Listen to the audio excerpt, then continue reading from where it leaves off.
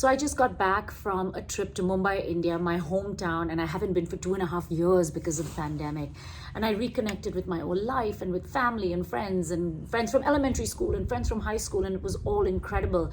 And the one thing that I found that had significantly changed was that every one of us was a little bit more open and a little bit more comfortable with our relationship with our own spirituality and or religion. And I get why that's a conversation that happens now. Maybe we've just all come into our 40s and 50s and this is a natural thing to do. It's not particularly cool to be religious or spiritual when you're a teenager.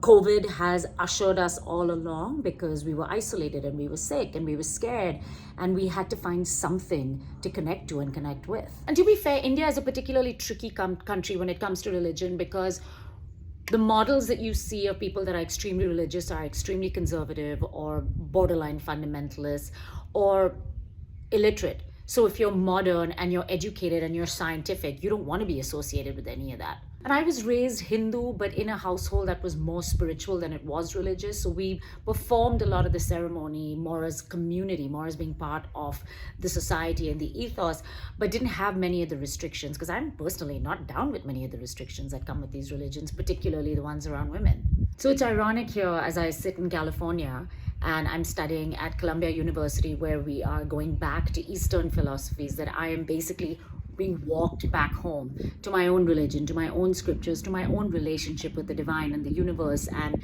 all the pantheon of gods that has been my vocabulary my entire life, but that I never really fully knew what to do with, to be honest. And as I go back to the roots of these very deep and very widespread philosophies, there's definitely a lot that has been man-made that is around repression and power, that now as an adult, it is my responsibility and my choice to meander through and discard. And in my studies now, which will be a lifelong endeavor, here's what I believe I know for sure. I believe that there is a divine force out there that is bigger than me.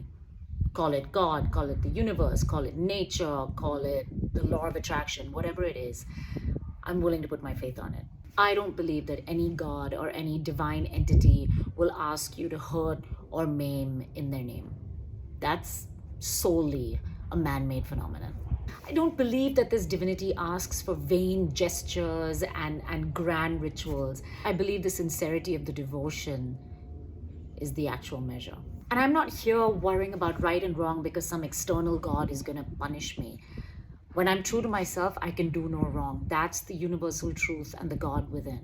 And all the superficial things we've been taught that make people good are all bullshit. Dressing a certain way, not using certain words.